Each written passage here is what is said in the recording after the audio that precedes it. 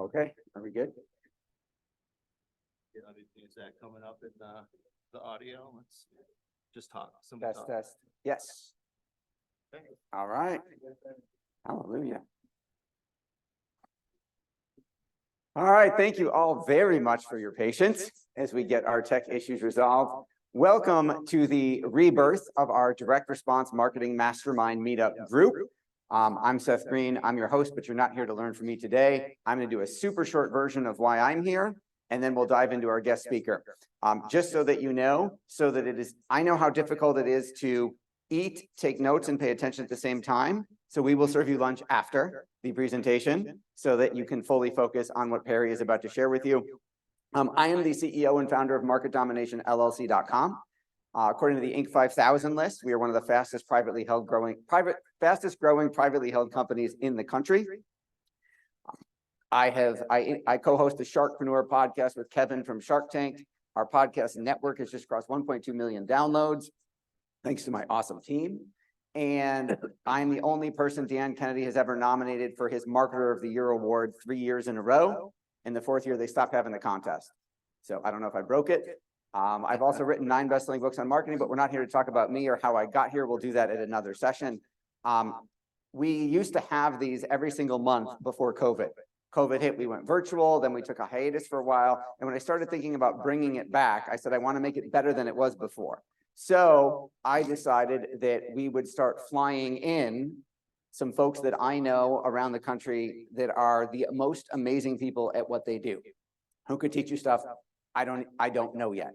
So when I thought about what's going on in the marketplace, what everybody is curious about, what the latest trends are, AI, artificial intelligence was at the top of the list.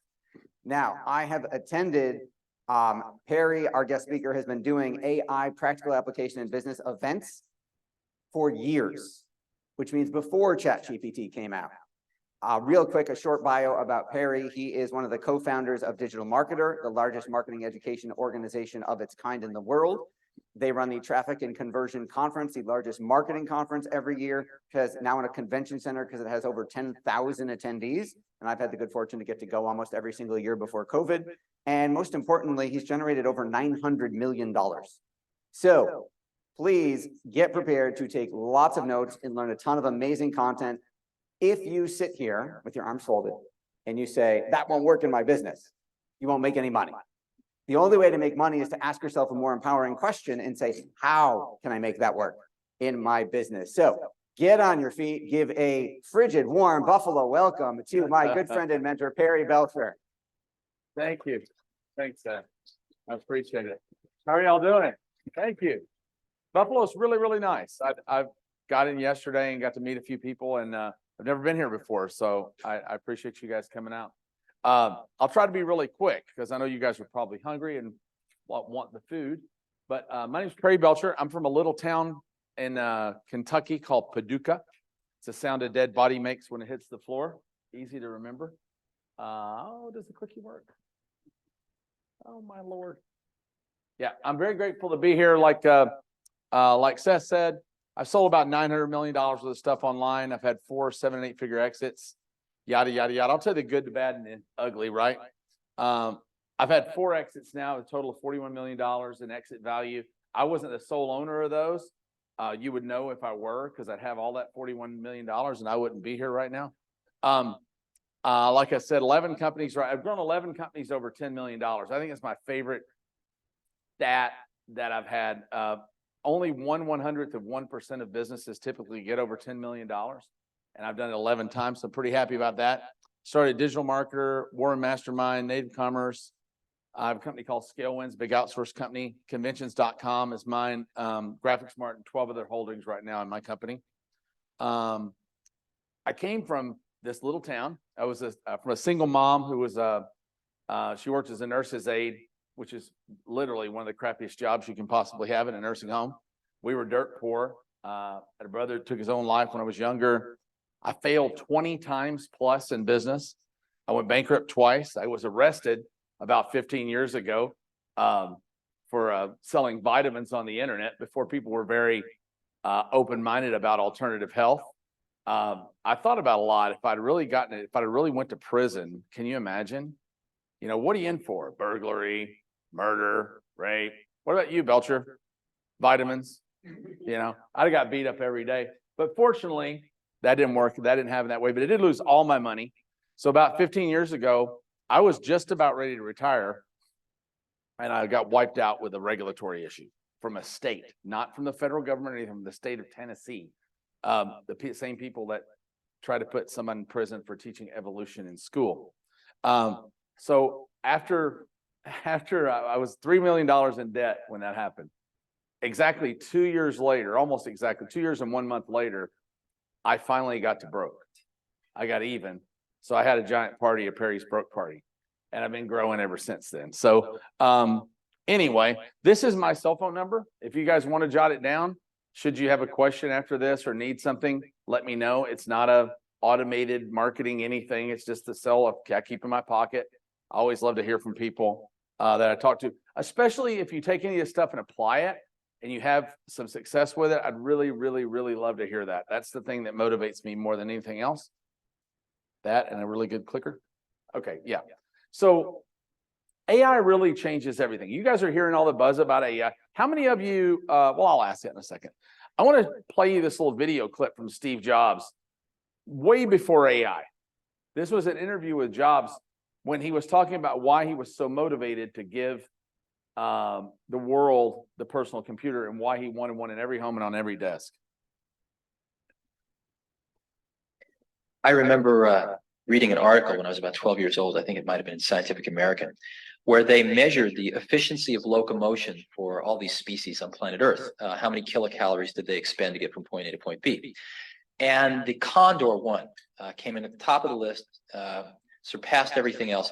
And humans came in about a third of the way down the list, which was not such a great showing for the crown of creation. And but somebody there had the imagination to test the efficiency of a human riding a bicycle. Human riding a bicycle blew away the condor, all the way off the top of the list. And it made a really big impression on me that we humans are tool builders and that we can fashion tools that amplify these inherent abilities that we have to spectacular magnitudes. And so for me, a computer has always been a bicycle of the mind. Something that takes us far beyond our inherent abilities. And I think we're just at the early stages of this tool, very early stages. And we've come only a very short distance. And it's still in its formation, but already we've seen enormous changes. I think that's nothing compared to what's coming in the next 100 years. Boy, was he right. So this was about 1980, right? Roughly 1980. So what is that? 50 years ago now, 40 years ago now, a little over 40 years ago now. I was only one then, I guess. Right? Yeah, I'll tell you another story later. So basically the idea is tools now are technology. Technology changes absolutely everything. When a technological shift happens, I mean a tectonic shift, you got to pay attention to it or you will suffer. There's just no way around it. AI is just a tool. It's a tool that scales humans' ability. It's not going to replace humans. I got some music tuning in there, don't they? It just scales. It scales humans. So this is give you an example of that. I found this. I found an article about this. It was pretty fascinating. This is the Empire State Building, as most people would know. It's 17,000 employees. The average white collar employee puts out about 750 words of work a day, work product a day. 12 million words a day at a payroll of around $11 million a day to operate the people in that building. Anybody want to guess at what that costs with AI? Same amount of output? $34. $34. So I've got a couple of these things in here just to sort of shake you and wake you up a little bit to realize that if you're the person who harnesses this technology, the person next to you has almost no chance to compete with you, no matter what you're trying to do. You know, I'm doing things right now that I could never do before, and we're still really early on. So for 3,500 years, one more example, for 3,500 years, does anybody know the most common source of transportation? You know what it was? Anybody want to guess? Well, For the previous 120,000 years, it was your feet. Then about 3,500 years ago, somebody came up with a genius idea for a new form of transportation. Guess? It was the horse. Yeah, it was the horse. Yeah, this guy. And that's the way people got around for 3,500 years, from Kazakhstan to the Great West, right? But in 1910, Henry Ford made this thing called the car. And by 1920, 10 years later, the horse was obsolete as a form of transportation. Now, I'm sure that the last guy that sold buggy whips sold the best damn buggy whip in the world, but it didn't matter. There were no more buggies. There were no more horses. I watched a guy the other day talking about the autonomous car, that in the next 20 years, they estimate that cars that we drive today will still drive on tracks as a sport, but we won't drive cars anymore. 20 years from now, no one will be driving in this room. You'll go get in your car, it'll take you where you're going. That's crazy, right? So, but you got to pay attention to these. The closer I get to this, there you go. Pay attention to the investment, if nothing else, and you'll see why AI is such a big deal.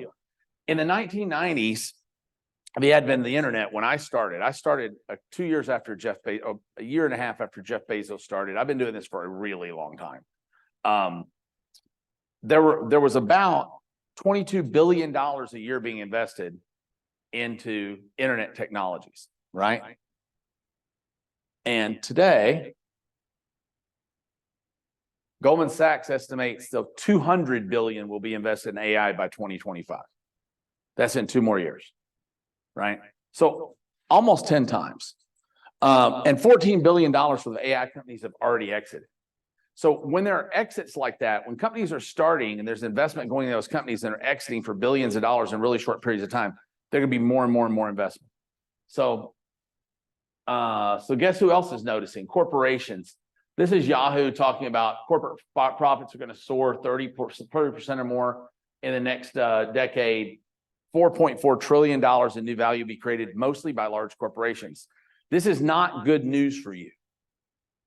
This is not good news for you if you're small business owners, medium-sized business owners, because corporations are just going to get bigger and small business owners are going to get squished, especially small business owners who don't adopt the new technology.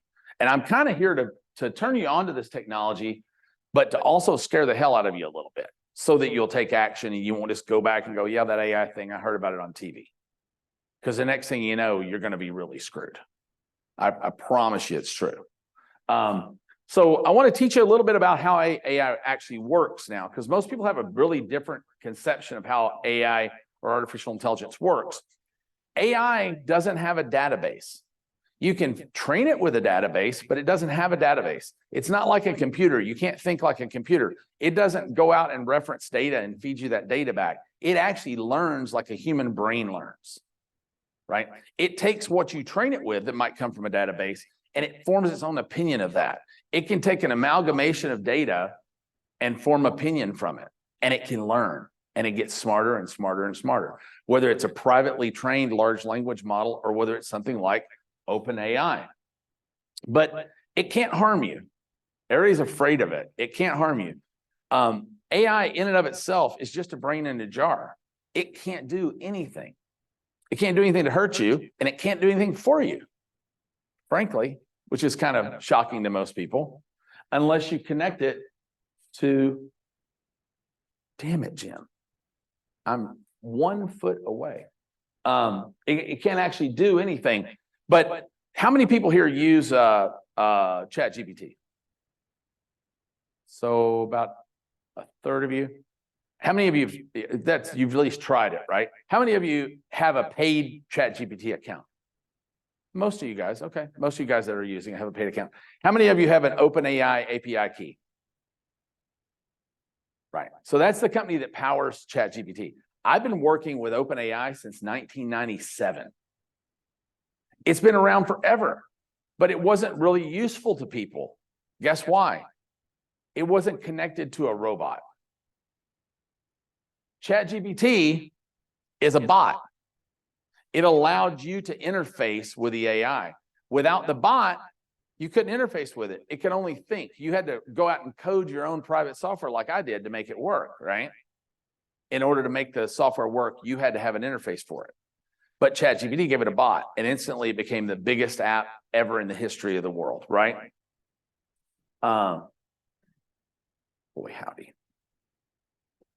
So what I try to do, or what I try to teach, and with a group like this, when you're not really familiar with AI at all, it's a little bit harder, but it's combining technology, or what I call stacking technology. So stacking AI technology, or generative AI, with robotics, RPA, that's robotic process automation. That's what that stands for. You're going to hear more and more about that as the next year progresses, because a lot of the big Forbes and all these guys are saying AI won't help your business without RPA.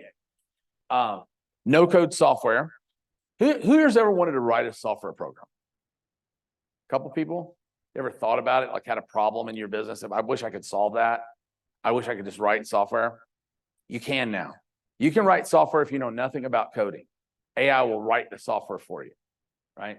And then finally, tech-enabled outsourcing. So when you really want to scale and you've got all this technology stacked up, you can hire outsourcers that understand how this works to run the technology for you for very, very little money, offshore. They're from anywhere in the world. We use tons of people from the Philippines, tons of people from India, tons of people from the Ukraine. I've got people all over the world. And Perry, if you hit the right button, it might work. So imagine, this is what I always try to get people to open their minds to.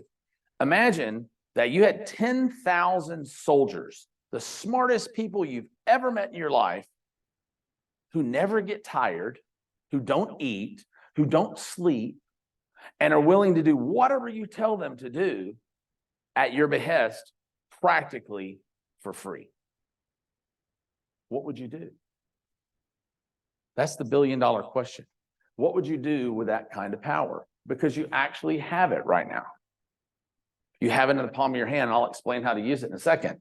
What I really want to make the point is, would you take this tank that you have and use it to run over anthills? No. Go out and think big. Go for a moonshot. Do something really, really, really, really, really big.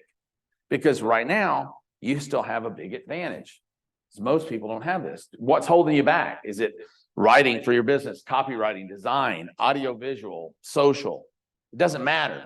Reporting, SEO, analytics, tasks, automations. What's holding you back from going out there and getting whatever it is that you want in the world? And if it's a technological limitation, you have none anymore. I can wave the magic wand. Sometimes when I talk, I'll carry a magic wand with me. I'll say, great, now you're all graphic artists. Now you're all world-class copywriters, right? Because the AI can do all that. AI, I say this all the time. AI robotics won't replace humans, but it will replace humans who don't use it. So if you decide not to grasp this, I see some people in here that are probably close to retirement age, and they're probably like, screw all this stuff. I don't care. I'm going to retire before all this crap happens. But some of you are victims. Some of you are young enough to still be victims. You're going to have to catch up with this technology, or it's going to roll over you. Okay, so let's get started. So the first kind of AI is generative AI. Most of you guys know about ChatGPT. That's generative AI. Just means AI that generates something. ChatGPT generates text. It does a lot more than that now with the plugins. It's really changing, but it generates text. Your example earlier was interesting because a lot of people are like, well, I already know people are doing all this stuff with AI, so the opportunity is going to be gone soon. So I don't even know if I've missed it yet or not. Right now, only 18% of Americans have tried ChatGPT. Of those, 90% say they've used it only for curiosity, entertainment, or ask a question. So that means 1.8% have actually used it for any work application. Only 10% of them have a paid account. So now you're down to 0.018% of the population has a paid account. You can't do anything serious without a paid account. Only 10% of them have an API key. And I'd love to have the time to explain to you why you want an OpenAI API key. Because you can tie API salt, you can tie this Chat GPT or this OpenAI technology into lots of other applications that you use just by having this little number. And it enhances everything you do. Does anybody use Canva? All right. Did you guys see Canva Magic that was just released? It's the new AI version of Canva. It does magical things when you flip a switch that say, give me the AI version of this. It thinks for you, right? So that means only 0.0018% of people are actually even kind of sort of serious about using AI in the general population. So you're in the rarity to even be in a room talking about it. Most people have no idea. They see a blip it on the news. They're a little afraid of it, right? But they have no idea how to execute on it. You're really, really, really early. So like I said, ChatGPT and OpenAI are the kings of text-generated AI product. In order to get the most out of the AI, you have to learn a skill. It's called prompt engineering, or you used to have to learn it, right? You don't have to learn it much anymore. And I'll explain why. It's good if you do. It's kind of like learning to play all the chords on the guitar, but you can get one of those little things called a capo, right? And you can cheat. We used to call them cheaters. That's what let me put my cheater on, right? Because I play 3 chords on the guitar. I'm the world's worst guitar player. I play 3 chords on the guitar, but I can play anything with a cheater, right? I just go up and down the frets until I get the notes that I want. But prompt engineering is asking the AI in the most straight up way what you want from it. So you got to understand OpenAI's API model, or OpenAI's model, has absorbed absolutely every shred of data ever put on the internet in any language, in any place, anywhere. It has all that knowledge. It's learned all that knowledge. It's a mega brain. It's like I was watching Mork and Mindy this morning at 4 o'clock in the morning when I woke up, and he says, Mork, first study this and then memorize this whole book. And then after you do that, you're going to help me with this thing. He says, okay, I'm ready. You know, AI is like that. It absorbs all this data, but it doesn't store it. It learns from it, just like we learn. When you go in a classroom and you hear a lecture, right, you pick up parts of that. And maybe you hear a different lecture from someone else and you pick up parts of that. And you form your own consensus or your own opinions of what that means. And that snaps these fires in a way that you can apply it into your life. The AI is the same. It's a brain. It connects things automatically, but it doesn't store information. It learns it. It's really a fascinating technology. So when you're talking to when you're asking the prompt to do things like in ChatGPT, hey, ChatGPT, write me a menu for my upcoming dinner, right? You can do all sorts of things to get a better output. Like you ask it first, hey, I've got a big wedding dinner to plan. Do you understand? Yes. That way they know it's a wedding dinner. So you're going to get mostly wedding recipes. When you finally you say, hey, this is the menu I planned on having. Can you critique it for me? Can you pretend to be Chef Gordon Ramsay? No kidding. And tell me how I can make my baked Alaska recipe better. And it'll pretend to be Gordon Ramsay because it knows everything Gordon Ramsay's ever done. It's watched every video he's ever made. It's listened to every audio podcast he's ever been on. It's read all of his recipe books. So he's going to tell you this is what Gordon Ramsay would do to make that baked Alaska. Brainstorm with me. Hey, brainstorm. What kind of business you have? Auto body repair. Okay, great. So you can go to ChatGPT and say, hey, I'm an auto body repair business. Brainstorm 20 ideas for me to help me get more customers to come to my body shop instead of the guy down the street. Why will people choose me?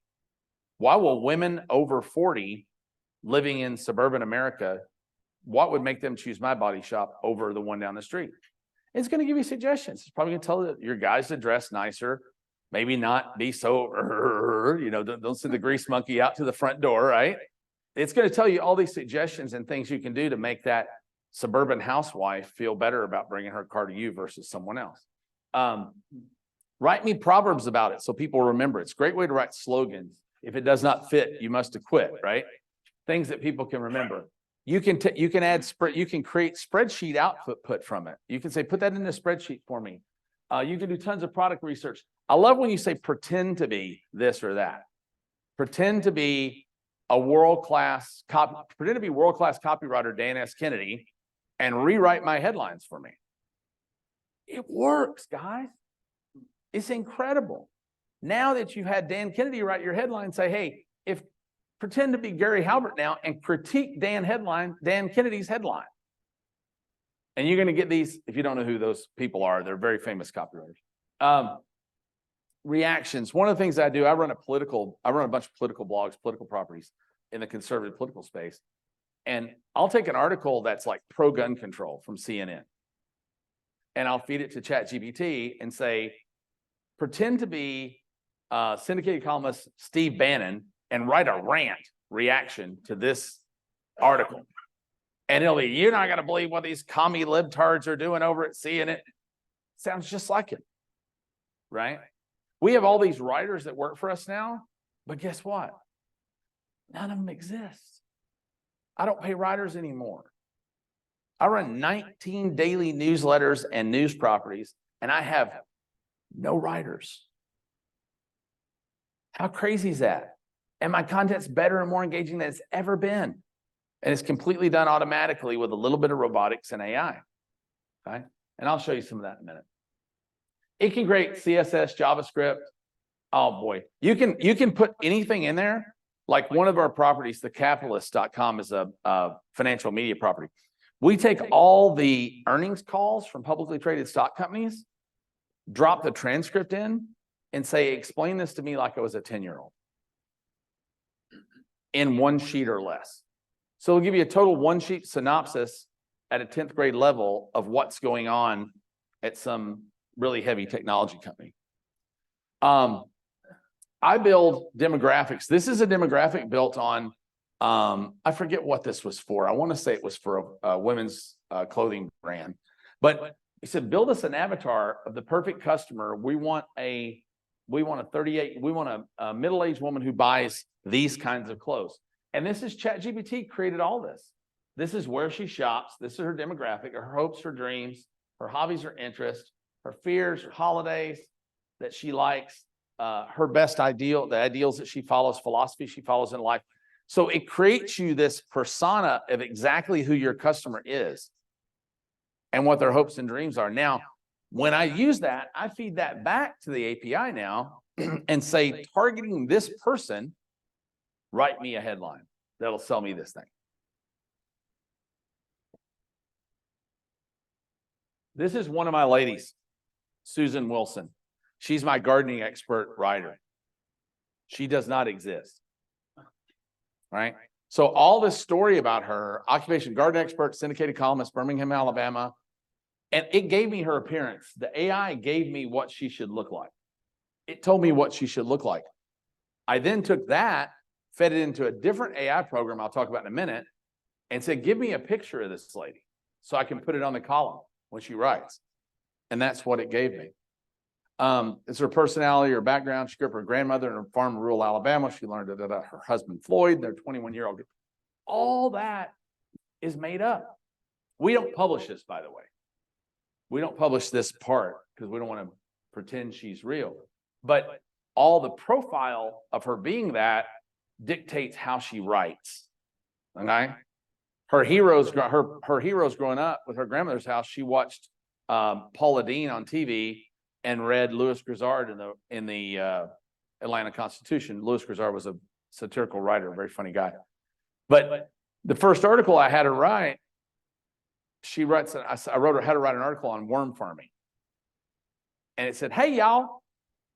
That's the way she starts. Hey, y'all, Susan here.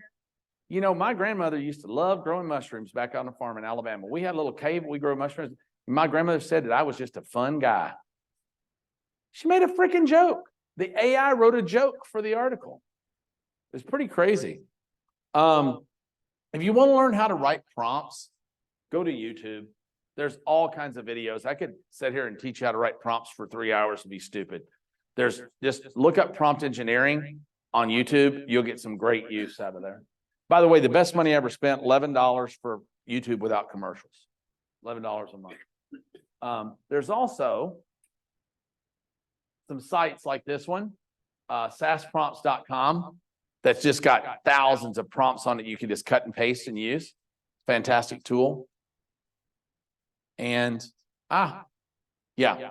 Or you can use a tool like this. Has anybody used Jasper in the room? Okay, a couple? Okay. So we developed this. It's very similar to Jasper. The only difference is that we're licensing the prompts of a lot of other prompt engineers to go into this. And it's a pretty cool piece of software. It's got, you can see all the things that it does. It's kind of like AI with training wheels. So if you're not used to writing prompts and all that, you can take something like this or Jasper and it'll write for you. There's a really big difference though with Jasper and with Scalebot, because Jasper is expensive and I'm going to give you guys all Scalebot for free. So you can use it as much as you want, 20,000 words a month or something like that. Don't buy an account. Don't spend any money on it. Just use the free one because it'll be way more than you'll probably use. But it's fun. It's a great way to get you started. Eventually, as you do this, you might decide you want to write your own prompts and get more creative. But it's a great way to get people who have never done this before to get started. And I'll give you the access to that at the end of the presentation. That's how I get you to pay attention to this crap. A lot of people were worried about washing content. If you're worried about your content not seeming original to search engines for SEO, you can go to content@scale.ai and drop your stuff in there to see if it's detected as AI or not. If it's considered 70% human written, you're probably great for most usage. And really, you're probably great for most usage no matter what. Google came out recently and said they're not going to penalize for AI created content. And even books written in AI, you can write 5 books now for Amazon. You can't write more than 5 because some people were writing like 1,000 books in a day with AI and putting them all over Amazon. So you can write 5 now. So you can write 5 books a day now. You functionally can. There's a cheat. You can write 5 books per pen name.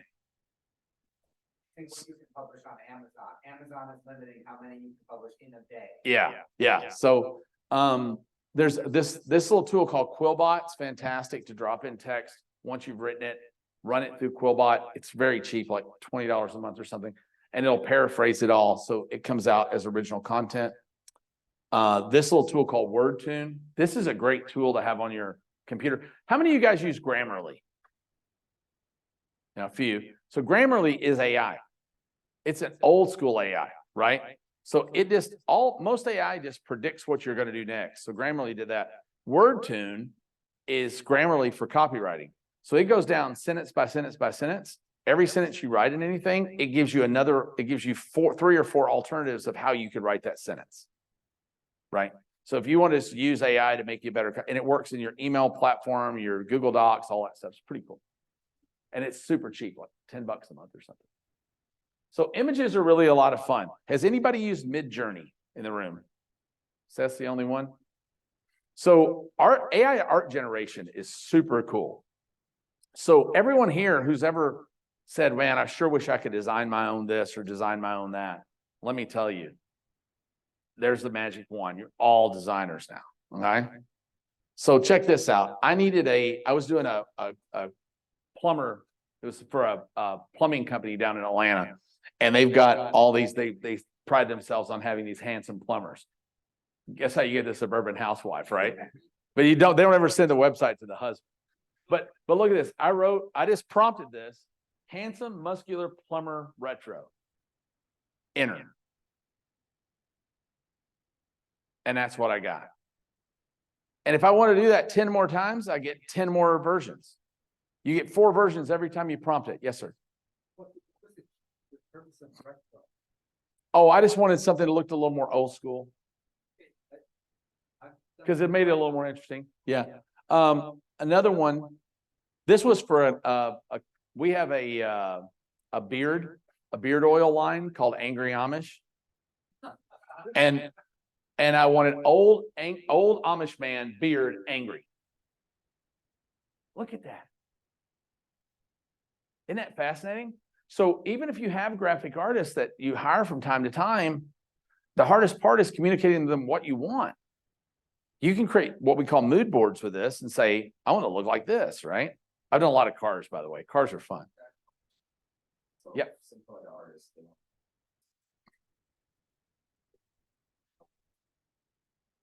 Depends on what you want on the cover. And the image of an individual right now has to be done through a different program called Stable Diffusion. So Midjourney right now won't really do you well, right? Stable Diffusion will. There are other apps that'll do, like that picture of me on the front. That wasn't me. That was AI. Obviously, I'm way better looking than AI, right? But this was, we were doing a old school bug killer. This didn't come out very good, but I thought it was fascinating what it came up with. And here's one thing that most people don't know you can do. Landing page, yellow sneaker dealer.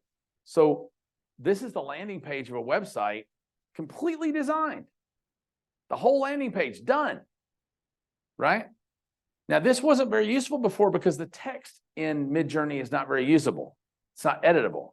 That changed 1 day ago. I don't know if you know this, Seth, but the new Canva's new Magic AI will take this in, scan it, and block out all the text and make it editable now.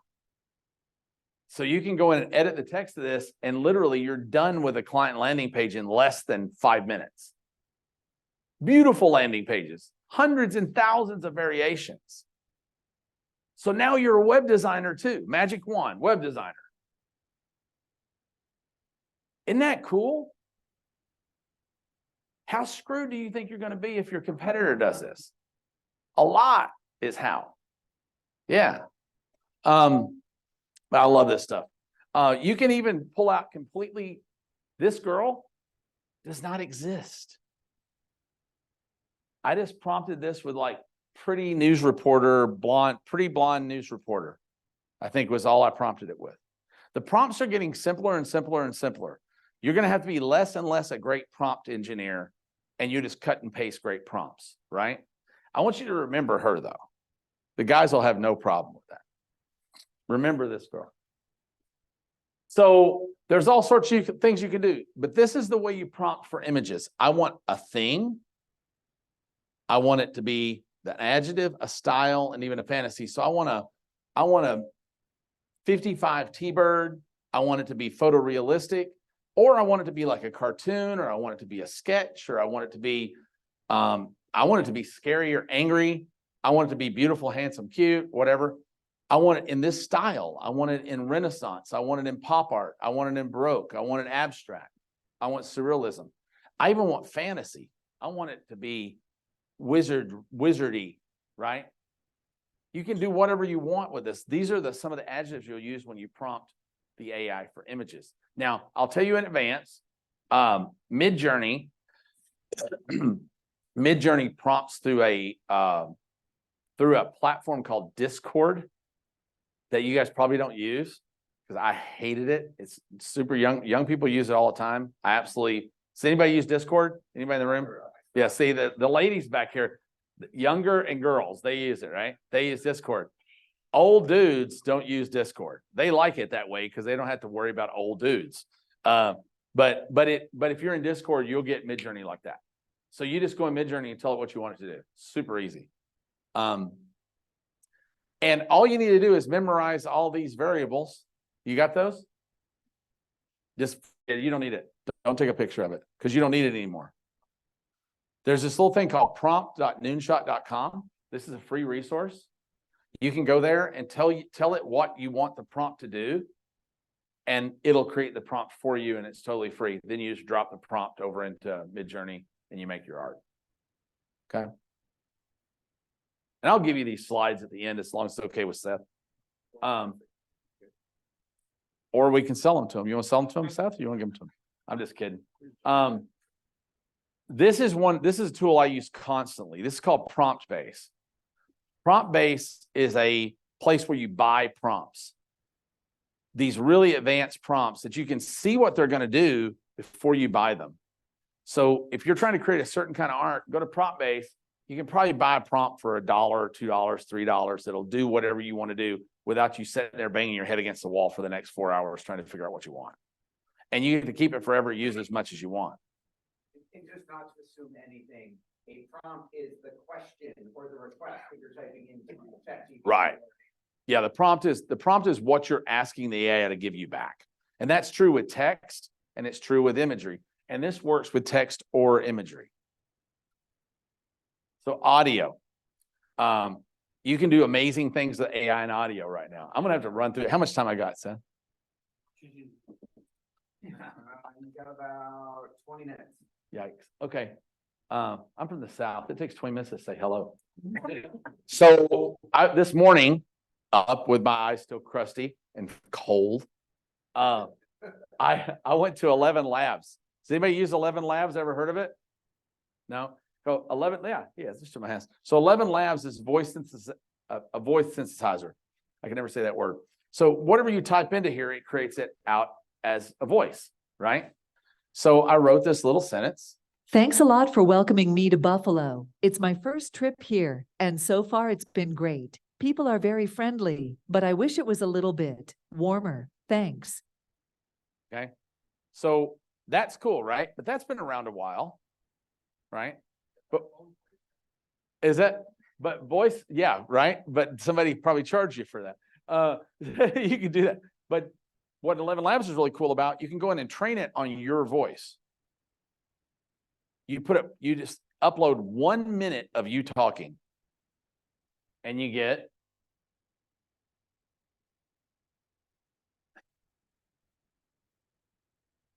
Thanks a lot for welcoming me to Buffalo. It's my first trip here, and so far it's been great. People are very friendly, but I wish it was a little bit warmer. Thanks. I didn't say that. I just typed it. Okay. There are a lot of applications for this when you start thinking about it. These personalized messages for like every Yeah. client that you were dripping on. Yeah, with their name in it. You can do it. You can create a spreadsheet, and the spreadsheet will it'll say, hey, Bob. Hey, Charlie. Hey, Jenny. Harry Colin. See? ありがとう。バッファローに関係してくれて。ここへの初めての旅行で、今のところとても良い経験をしています。人々はとても親しみやすいですが、もう少しなたかければいいのにと思います。ありがとう。 That's the same thing in Japanese. So I did the Japanese translation in OpenAI and dropped it in Japanese. It does like 30 languages. Pretty cool, right? So now people think I speak Japanese. I have no idea what the hell that was. All right. Can speak English. Yeah. So there's this is Well Said Labs. I'll skip through some of these. Well Said Labs has a different usage, but I think 11 Labs kind of has them beat now, but check this out. Are you ready to get revved up? Ford of Seattle has all of the hottest SUVs you've been searching. So they're using. Can you guess how many airplanes are shown on this map? If a client calls wanting to know when their claim will be processed and when they will receive their funds, here are the steps you should take. Helping a client through their accident claim can be a difficult. We have software support, and all of our software support now is in voice. So when somebody hovers over something in our software, it was text. We fed it into here. People like to hear it versus reading it, right? So you can make an audio of every blog post you've ever written, anything you've ever done with either of these two apps. Video is the next thing upcoming. Descript.com, a super, super great program. One of the things you can do with Descript, you can do video editing in it, audio editing in it, but you can go in and edit the text of the video, and it will actually change your mouth movement and the audio of the video by you editing the text. So if you've put out, let's say for instance, you put out a video promoting an event in 2018, and you're going to do the same event in 2020, you can just go in and change 2018 to 2020. And when it gets that part of the video, it'll say, this could be the biggest event of 2020. And your lips are going to look like they're saying 2020. It's crazy. It's moving out there. Can you use celebrities? Not legally, not without their permission. Yeah, that's a big battle right now. Because people are using, Morgan Freeman's suing over that, because a lot of people are using Morgan Freeman's voice. What I was showing you earlier, 11 Labs, a lot of radio stations now are doing their spots with 11 Labs. They don't use talent anymore. They don't have to pay DJs to do spots anymore. Isn't that crazy? That Ford of Seattle commercial was not a person. That was just AI. See how it's creeping into industry, man? And then we're not talking about industrial, medical, manufacturing, supply chain management, logistics, all the other places that AI is moving into. We're talking about basic stuff small businesses can use, right? Do you guys watch a lot of the Alex Ramosi style videos with the captioning on them and all that. You can record great big long videos, and this little tool here called Content Fries will chop them up, annotate them for you, figure out where to stop, what the most interesting part of the video is. Great little tool. Topaz Labs, if you have old videos, you can upload them to Topaz Labs, and Topaz Labs will watch the videos and recreate them in 4K high resolution video. So if you've got like old Dan Kennedy videos, right, you can put them into Topaz Labs and they'll come out crisp, sharp. They're all redone by the AI. They remaster the audio. They do it all automatically, right? If you've not been on SoundCloud lately, you can master music now for 99 cents a song. We used to send it out to recording artists to charge you $3,000 to master a song, right? This is one of my favorites. This is DID. So DID creates talking animated heads, right? So for instance, imagine that you just went to Midjourney and you created a person out of thin air. And then you went to 11 Labs and you put in something for them to say. And then all of a sudden they said it. How cool would that be? You remember this girl? I know I might be a little biased, but Perry Belcher is one good-looking dude. If I weren't a robot that doesn't really exist, I'd be all over him like a fat rat on a Cheeto. I watch that every morning. It's what I wake up to. It motivates me. Actually, I made that this morning before I came here. That's probably that's one of the easiest things you can do with AI, weirdly enough. It's a super easy tool to use. You can use AI to do your SEO. This little tool, WordLift, will go in and put schema markup on all your web pages in your software with one click, which is normally a super pain in the ass. And your sites will rank way better. This tool, Surfer SEO, is probably the #1 SEO tool used by SEO agencies now to optimize the ranking of your web pages in Google. It's a little more complicated. The first one was really, really easy. This one's a little more complicated to use. Then we get to RPA, robotics, right? So that's generative AI. That's stuff you can generate with the AI. Then you get to robotics. How do you put that stuff to use, right?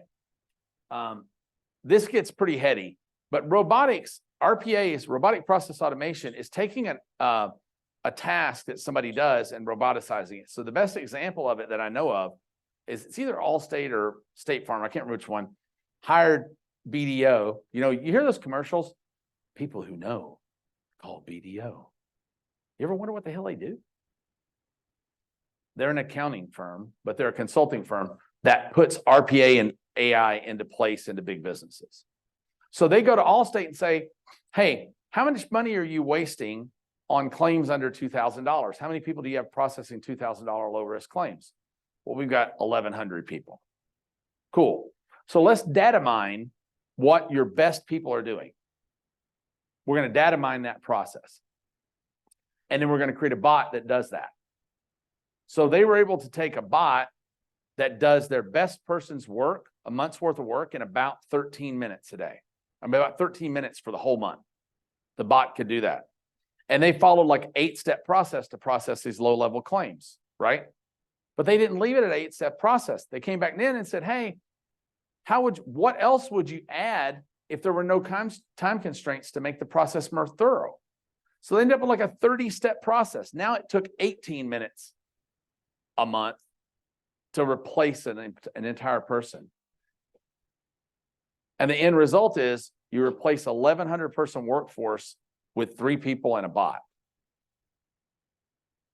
And BDO bills those bots and rents them to these companies. That's their model. So they'll rent the bot for $500,000 a month to replace $10 million a month worth of labor. You think they pay the bill? You bet, right? So there are a bunch of platforms for this.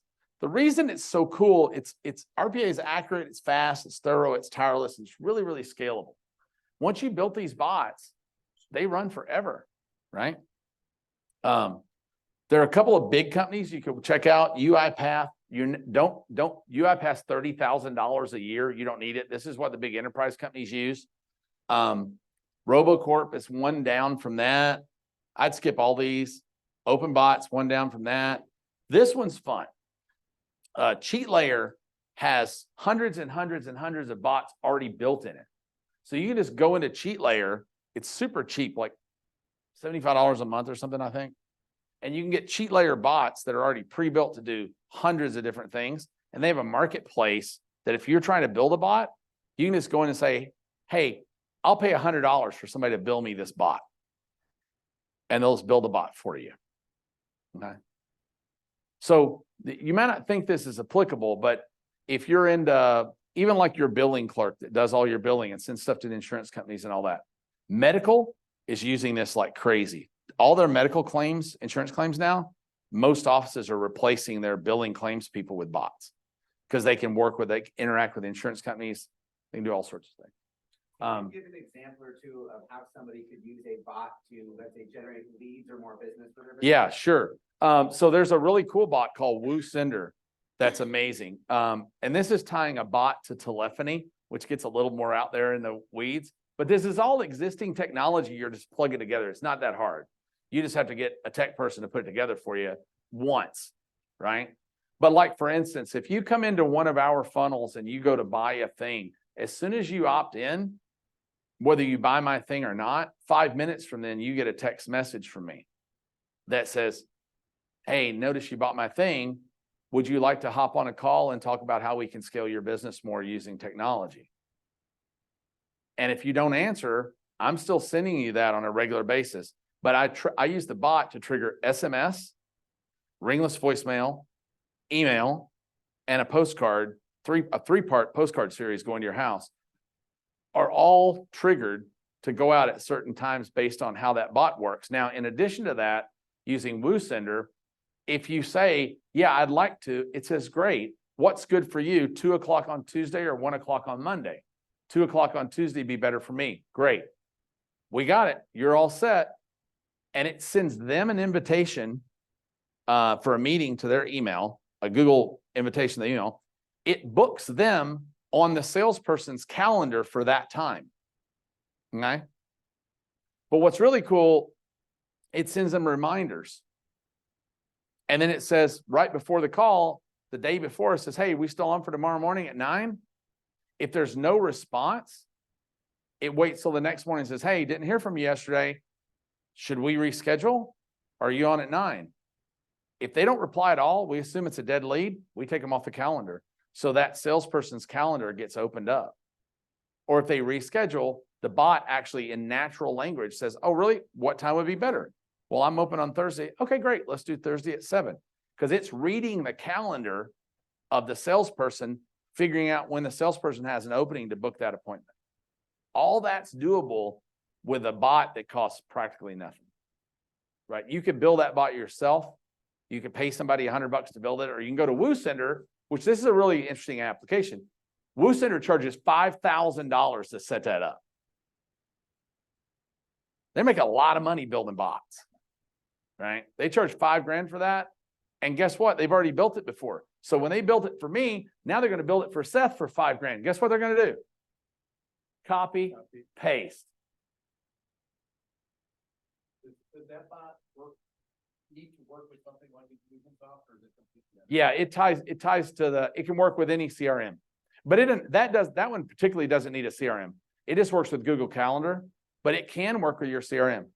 It can, and what you'll find is that they're all using, I'll get this last one.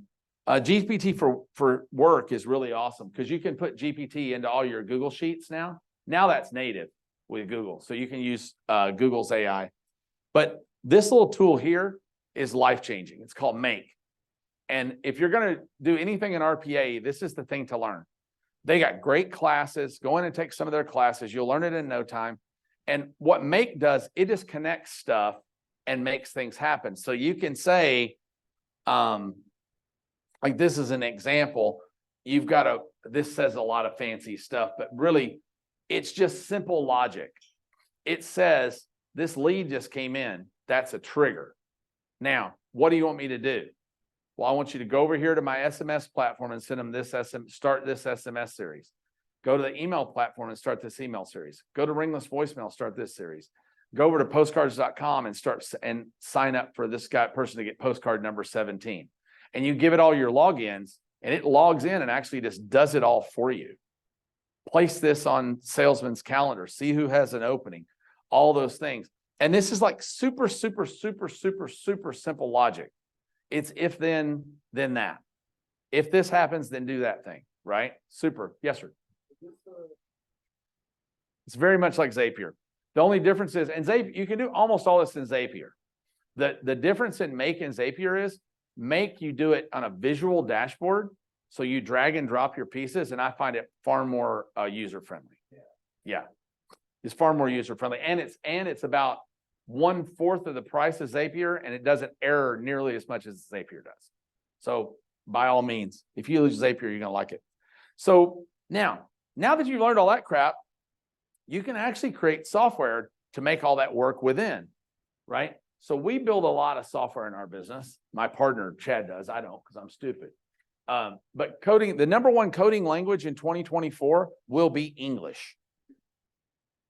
All the coding languages really don't matter anymore. ChatGPT already codes in Python, right? If you just tell it, write me a program, you'd be shocked. We were sitting in the office one night and I wanted a Chrome extension.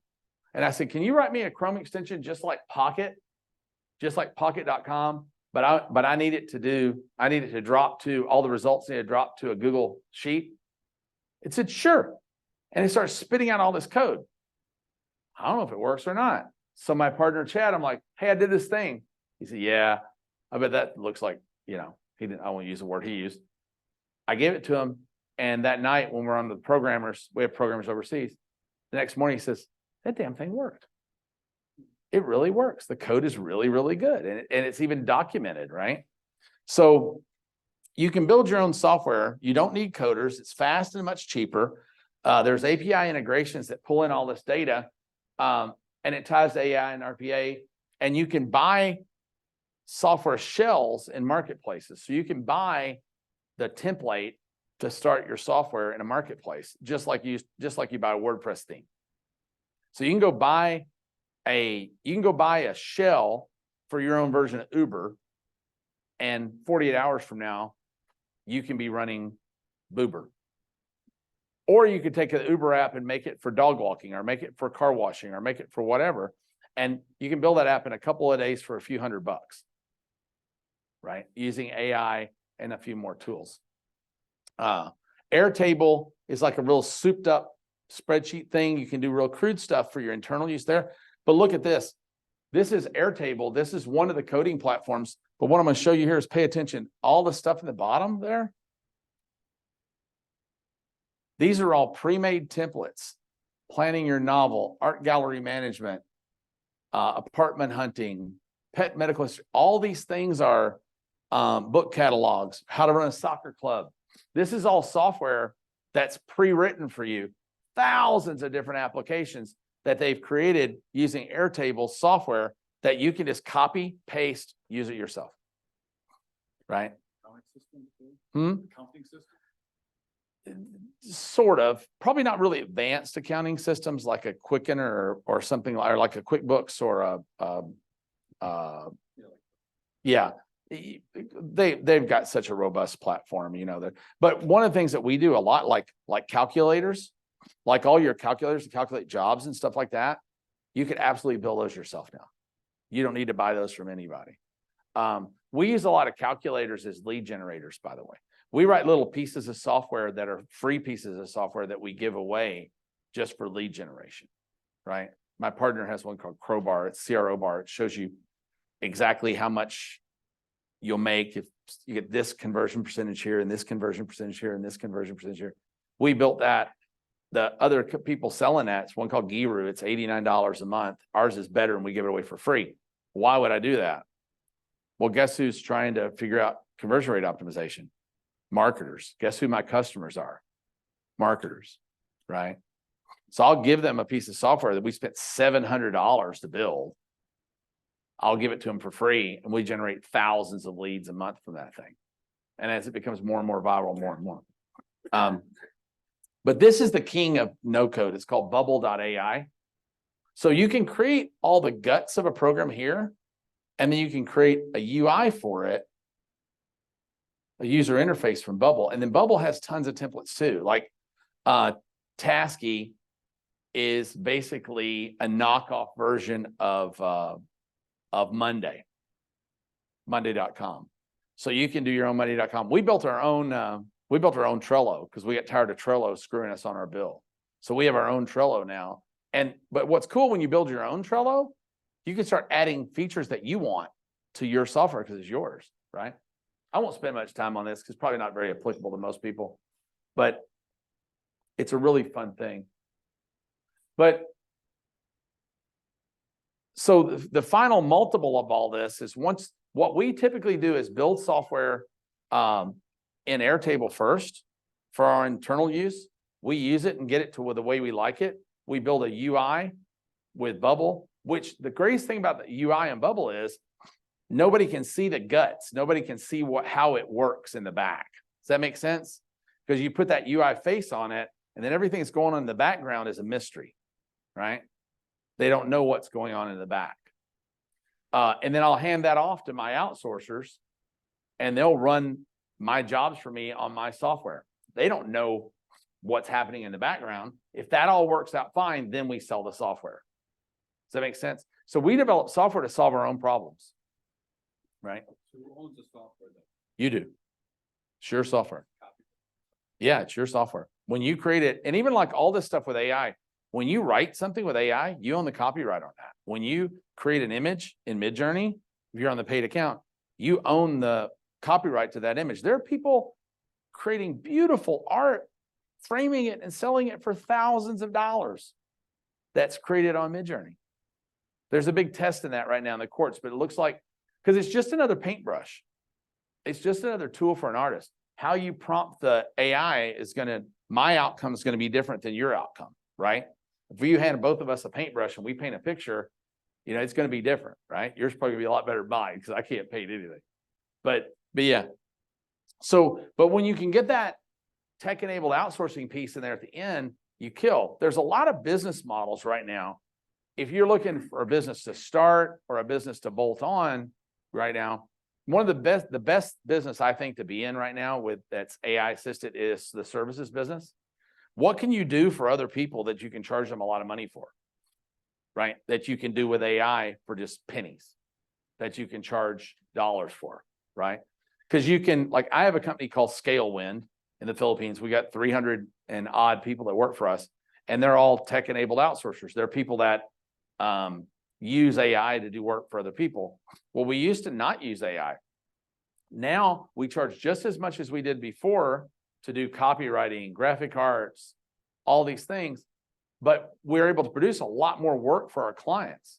So the clients are happy. They don't care that AI did the work. If they knew, they wouldn't care. And in most cases, they don't ask, right? But think about designing landing pages, sending that landing page over to Fiverr guy, some guy on Fiverr, say, chop this up and make it a page for $10.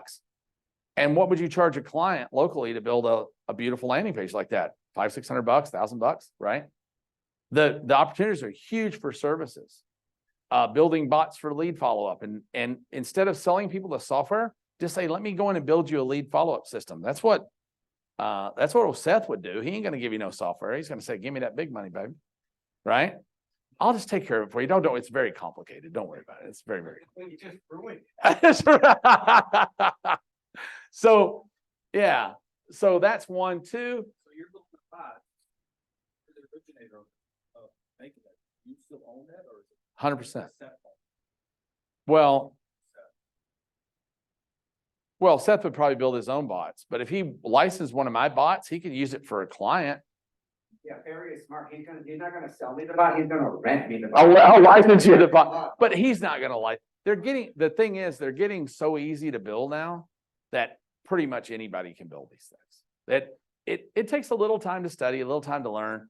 But if you want to learn a career that's going to dominate the next 10 years, Think about this. Who's ever been in the website building business?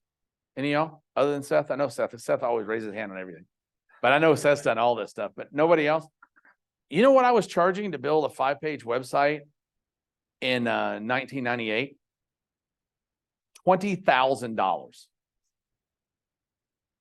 Today, Fiverr, how much? Oh, probably $75. Maybe. Yeah, maybe. And it probably looks a lot better than mine did back at 20 grand. But people didn't know how to do it. They had to integrate this technology in their business. They knew they had to integrate it. They didn't know how to do it. Guess what? All y'all right now are thinking, man, or some of you are, at least, that I really need to integrate this in my business or I'm gonna be in trouble. So if you don't learn it yourself, you're gonna end up paying somebody a whole lot of money to do it for you. And believe me, I make a lot of money charging people to integrate this stuff in their business.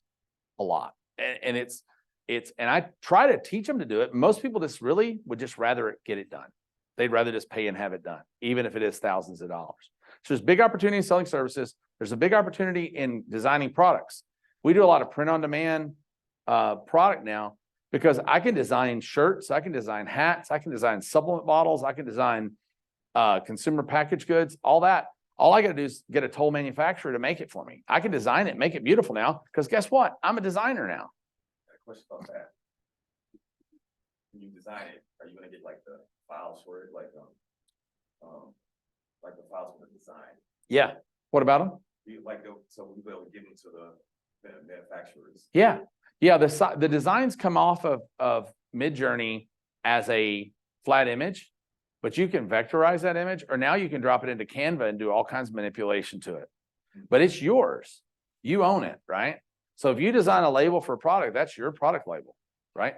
And you can be designing product labels for wine. You can design wine labels for winemakers and charge them a fortune for that shit, right? It's like, Midjourney. do it through Midjourney. They don't know where it's coming from. They just know it's a beautiful wine label, right? You're starting to feel me, right? Yeah. So, okay. So what's next? So the next department, Hold on. This is going to scare the shit out of you. Okay. Let's give you sorry about the S word. It's very clean for me. It's I know. You've been very tame.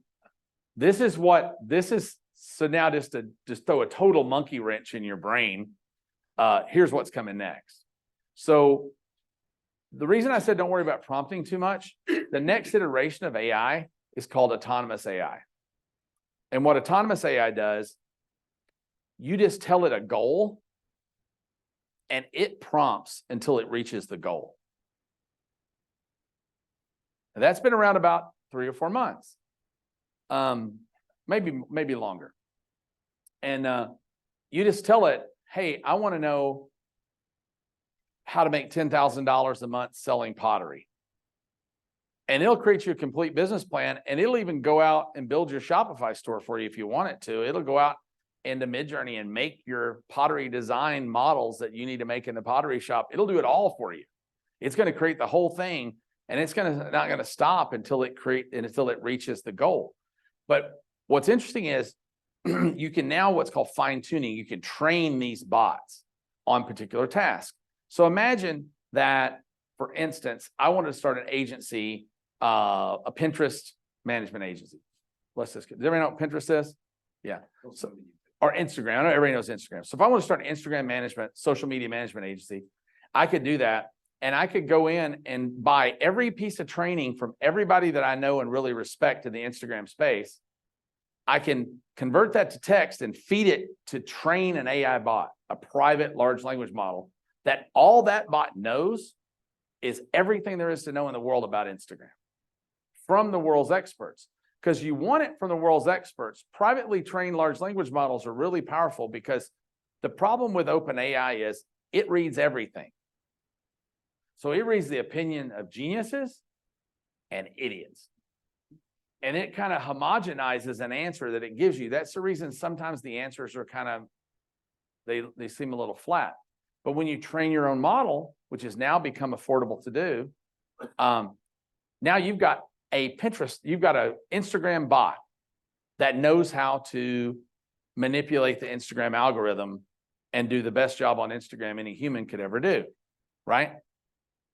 So what, The challenge with it is all that's been done for geeks and it's done in text and you got to read it all and it's a pain in the butt, right? Now, I think it was Harvard, did this big study about making that bot an employee. And that bot is in charge of Instagram. And another bot is in charge of Facebook. And another bot is in charge of Google. And another bot is in charge of TikTok. What if we put them all in a room and had them work together under the guise of a social media manager who was running them all, who was the greatest social media manager who ever lived, right? How do you keep up with all that? They figured it out. Any wild guess of how you would keep up with it and make it work? Nobody's going to guess it, I'll tell you. Video games. They make the interface look like a video game. So you're looking at all your employees working for you from the top down, like you're the boss, and you're watching them all work, and they're collaborating back and forth with one another. It's insane. And you have a quality control department that looks at it at the end and goes, no, that's not good enough, redo it. Or you got an analytics department that's tied into your Google Analytics that's saying, well, based on analytics, this works better than that, go change it. And they go change it. And you got this team of an infinite amount of people working for practically nothing, pennies per day, like 5-6 cents a day per employee. They work 24 hours a day, 7 days a week. They never stop. This all sounds like fantasy, right? It ain't. It's right now, today. Check this out. And this is the last thing I got. So the next department is the analytics department. Try to figure out which posts are driving the growth. Then they're going to report back the findings to the writers and the social media posters. They're going to specify which content works at which specific platforms, which content tends to drive the most sales. They might say something like, on Instagram, images of the female posterior tends to drive sales of our pre-workout powder in males aged 18 to 32. True story. And at this point, the circle is complete. And you have a fully autonomous social media department running 24 hours a day, ever learning, ever grinding. That's happening, folks. Should scare the living hell out of you or really motivate you, one or the other. And soon, the only other thing that's happening soon, the only thing that's restricting AI right now is computing power. But the first ever quantum computer is now online. It's owned by Elon Musk. Wow, what a shock. And it operates at 3 million times the power of a normal computer. In other words, this one computer has more power than all the other computers on planet Earth combined, if they were all working together. So everything's going to start working at real hyper speed. And these teams are going to be working 24 hours a day, 7 days a week. You will not be able to compete, period, full stop. You got no chance. So you better get on it. But Jeff Bezos said recently, this is the first pitch in the first game of the first inning of the first game of a very long series. And you're at the beginning of it. That's it. My name is Perry Belcher. That's my stuff. By the way, if you go to scalebot.me, you can get a Scalebot account for free. 20,000 words a month, keep as long as you want. You're going to have a good time with it. Thanks, Seth. That was don't go anywhere. Okay. That was absolutely awesome. Oh, wow, we're getting a picture, Pam. Awesome. Thank you. You were taking a picture of the slide. All right, text me that. All right, so we have 5 minutes left. That was an awesome fire hose of content. What I'd love Sorry about that. I had to run. That's all good. What I would love to do for the next 5 minutes is some more deep dive practical applications, like we've had some great questions, but I'd love you to say, hey, can it do this? Or this is, you know what, give me a problem in your business and I'll give you an example of ours, and then we'll put Perry's big brain to work on it. So for example, and I was telling Perry this last night, we had a bottleneck in our business because we had like 20-30% show up rate on our webinars. We would email people, we would text them, it didn't matter. And what I discovered is if I sent a manual physical one-off email from Microsoft Outlook to their email, it landed in their inbox and they showed up on their webinar. So I had my 16-year-old son, I said, who's taught himself to code. I said, can you code me a solution to this? Can you automate this? And he built a bot that now sends up to 100,000 emails a month that don't land in spam, that don't land in promotions, that get into the inbox, and it's safe and you can use it for cold email, i.e. marketing to strangers. So that was a problem in our business that Max, my son, solved, which doubled our webinar show up rate and dramatically generated more leads. A lot of our podcast producers are now using it because they can email. We can take a list that we scrape from LinkedIn and then email 500 people at a time and book a podcast for 3 months in a row with one email, with one button. So give me a problem in your business and we'll see if we can put us on the spot absolutely. and solve it. Speaking of LinkedIn, by the way, we created a bot on LinkedIn that when we go, you know how you go on LinkedIn Sales Navigator and you pull down your leads? Yep. We take it over and match it against, I think it's Lusha. And now we can get all the newest data on that person from LinkedIn. So we're able to deep dive that LinkedIn person, append about 70% of them, find out where they're working now, because a lot of times they don't update. Yep. I get their home address, their home phone number, their cell number. I will buy that. So let Sign me me know. up. Yeah, See, you just cool. solved another problem. So I can be a big spy for you. Anybody got a question? What else you got? Give me a problem in your business. Yes. Cosmetology school, want to create an avatar to market to our perfect customer. Yeah, Easy. yeah, that's just really easy. You can actually do that. That's where you got a good use of OpenAI, actually, ChatGPT, because when you want that, you want to go to the largest data set you can get, right? But then what are you going to do with it, right? So let's say you get that profile. What you can do is create that avatar, create a face of that person, right?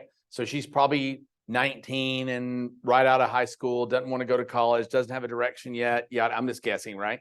So whatever, pardon? Yeah, one of the little tricks you can do, once you've created that profile, it's created the best profile you can create. One of the things we do with ours, I'll go back and ask ChatGPT, what did I forget to ask? I do one with ChatGPT for the persona when I say, give me an avatar for this type of business. And then I'll say, give me a modern celebrity who meets that exact same profile. That they admire too. And it'll come with it. And now I've got a person to use in my marketing. I will ask it, what type of music did they listen to? What did they grow up watching on TV? So I have all this information I can feed into a sales letter or a marketing piece, and they'll be like, oh my God, this person totally gets me. What was the number? What were the top 10 songs? The years they were in high school, stuff like that. So you can actually put that in your copy, you know. Mine are so old now. They're all the people are dead. See, but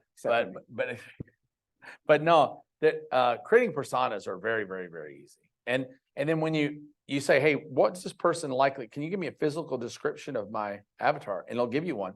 And you take that, go to Midjourney, drop it in, and it's going to give you a person, right?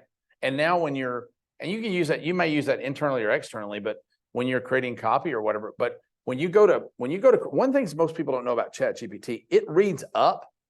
I think it's 32,000 characters now. So when you drop that persona in a chat, keep that chat window. Don't lose that chat window, because now that's the chat window for that avatar. So now writing to this avatar. So one of the things you can find out is who would they admire in the cosmetology industry? Who's the most famous hairdresser in the world now? Who's that? Chris Barron. Yeah, that guy. Yeah, we're tight like that. But if you said now writing in the voice of Chris Barron, write a message to this avatar about our school. Like a lot of stuff in the capitalist.com, I write in the voice of Jim Cramer from Mad Money without mentioning his name. What would you do about Microsoft stock today? Right? You know what I'm saying? Or explain why dividend stocks are a good idea for people over 50. And they're like, booyah! You know, the whole thing, it just really picks up the voice and all that. So now you've got you've asked it for the top topics. What are they the most worried about? What are their dreams? What are their fears? Right? So now you got topics for your content, right? You got the best topics, you got the best avatar you write, you got a tight avatar you're writing to, and you have the best voice in the industry. Like our pet business, he doesn't know it, but Cesar Millan writes all of our content. You see what I'm saying? Because it's not copyright, it's not copying Cesar Millan. It's the AI writing the way they think Cesar Millan would write that article, although he's never written that article. And we're gonna I'm gonna give you one more hack and then we got one more question and then we've got to move on and then we've Sure. got a time for lunch. The hack is there are a million now plugins for ChatGPT. Oh, yeah. One of my favorites is Vox scripts. What I will do is I will tell ChatGPT, go get me the top 10 longest, most watched videos on this topic. Let's say quantum physics, as my son asked for help with homework or something. And then I will say, awesome, watch all those videos and summarize those videos for me in bullet points, explain it to me like I'm 10 and give me, what I need to know. And in a couple minutes, I have now watched 42 hours of YouTube content by reading 3 pages. Disseminated it all into something digestible. It's a great way to create short form video, by the way. Yeah. Jamie, did you have a question? Yes, actually, so the business I work for is called Bella Kids Consignment Sales. Okay. And it's a 2-part, it's like a service provider, like you were saying, find out what services are needed. So people can come and consign their items, it's an event driven 3 times a year. So there's that aspect, attracting new clients to consign their kids and baby items. But then there's also the attracting of more people to come and shop the Right. sale. You're a marketplace. Yes. So you're both sides. You got to have. We've got both sides and we need to continue feeding that wheel because it can't just be the consigners being the shoppers. Yeah. So it's continuing to attract new shoppers from new areas. Lead generation was something that you had said that was really big to me because there are a million ways to sell the sizzle. Yeah. We have to find other new ways to attract more people who haven't ever heard of the event before. Yeah. One of the things that we use, thank you. One of the things we use ChatGPT for a lot is asking it, what are 10 reasons why mothers will consign their kids' clothes, right? What are 10 reasons why they won't? What are the pain points? What do they worry about? Why don't they want to do it? And now go out and write me 10, on each one of those points, write me 3 Facebook ads, right? That address those particular pains or those particular desires and suggest a description of an image for each Facebook ad. And then go to Midjourney and create the images for the Facebook ads. And that's how you do the outreach, right? For donation and not donation, for consignment and for and to attract customers. You're just the challenge, I think, for most people, they want to create an ad. Almost none of us have one avatar in our business. Almost none, right? The auto body shop business. You got the guy that comes in that's got an older car he's trying to keep on the road. He has a different set of motivation than the wife who got a fender bender in the new Mercedes and doesn't want to tell her husband, right? They all have different motivations. So you really got to create multiple avatars, which is usually really, really time consuming. But ChatGPT is great at that. And when you get those pain points and those wish points, it's really easy to create ads. And that same Facebook ad doesn't have to be a Facebook ad. It could be a thing you tack up at the grocery store. It could be a postcard you send out in a neighborhood. If you know you've got an affluent neighborhood where people tend to spend more, because I'm sure the people who spend the most on the clothes are probably the ones that are most likely to consign them. Is that right? Well, we have a vast variety of different demographics. I apologize. I gotta cut us off. Yeah. I apologize. So 2 things before we wrap up. Kristen has the flyers for next month. It will be Friday. I believe it's November 17th. We'll be teaching you some of the lessons that we learned from sending hundreds of thousands of emails a month that will make all of your marketing more effective. We haven't picked the physical location for that, so you've got to stay tuned. If you will, I'm going to volunteer Bruce. If you will record a short 1 to 2 minute video testimonial of what you liked about this for Bruce, we'll let you in free for next month. So can we get one more round of applause for? Thank you so much. I appreciate it. Food is served. Grab yourself some food. I'm going to go talk to this lady and Yes. make sure she gets what she. Turn your mic off. Yeah. Don't you think Seth's kind of a jerk? I'm just kidding. I'll turn it off.